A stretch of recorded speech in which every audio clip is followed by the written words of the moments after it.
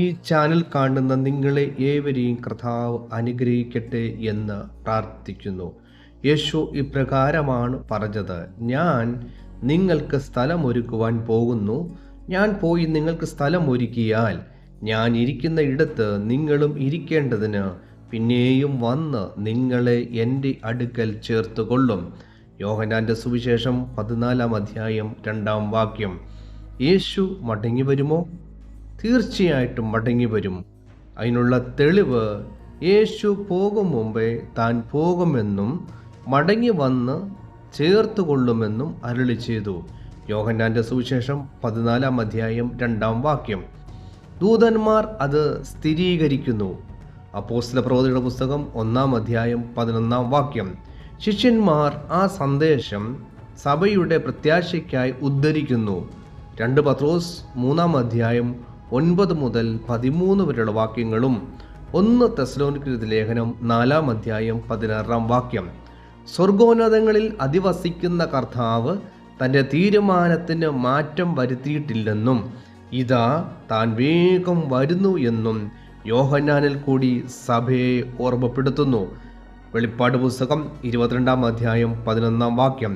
ലോക സംഭവങ്ങളുടെ ദ്രുതഗതിയിലുള്ള മാറ്റം യേശുവിൻ്റെ മടങ്ങി വരവാണ് വിളിച്ചറിയിക്കുന്നത്.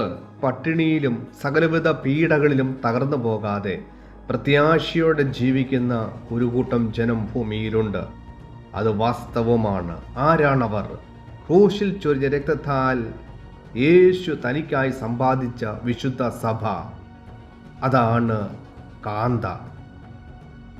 ആ സഭ യേശുവിൻ്റെ ആഗമനം ആകാംക്ഷയോടെ നോക്കി പാർത്തിരിക്കുകയാണ്. ഈ പ്രത്യാശയുടെ സന്ദേശമാണ് വിശുദ്ധ സഭ ലോകത്തോട് വിളിച്ചു പറയുന്നത്. പക്ഷേ നിർഭാഗ്യമെന്ന് പറയട്ടെ, പലരും ആ സന്ദേശം ഉൾക്കൊള്ളുന്നില്ല. നോഹയുടെ പ്രസംഗം നിരസിച്ചതുപോലെ മനഃപൂർവ്വം വിടുതലിൻ്റെ സന്ദേശം നിരസിക്കുന്നു. മുന്നറിയിപ്പുകൾ അവഗണിക്കുന്നു. പരിണിത ഫലം അനുഭവിക്കുക തന്നെ ചെയ്യും. ഇപ്രകാരം ഒരു കഥയുണ്ട്.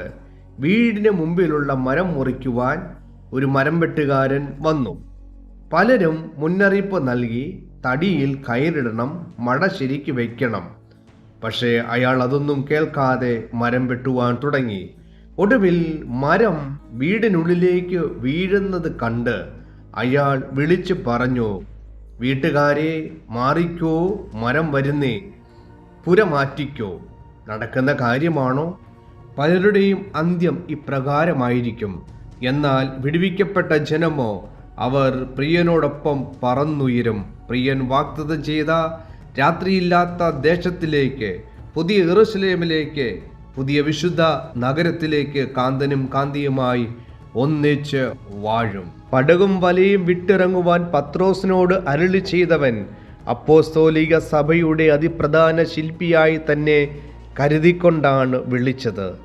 മിസ്രൈമിൽ നിന്നും ഇസ്രായേലിനെ പുറപ്പെടുവിച്ചവൻ മരുഭൂമിയിൽ അവർക്ക് വേണ്ടുന്നതെല്ലാം നൽകുവാൻ മാത്രമല്ല, ഒരുക്കപ്പെട്ട ദേശത്ത് എത്തിക്കുവാനും പ്രാപ്തനാണ്. യേശുവിനോട് കൂടെയുള്ള യാത്ര ശൂന്യതയിലേക്കുള്ള യാത്രയല്ല, മറിച്ച് നിത്യതയിലേക്കുള്ള, നിത്യജീവനിലേക്കുള്ള യാത്രയാണ്. അതിനായി നമ്മളെ ഏവരെയും കർത്താവ് സഹായിക്കട്ടെ എന്ന് പ്രാർത്ഥിക്കുന്നു. ആമേൻ.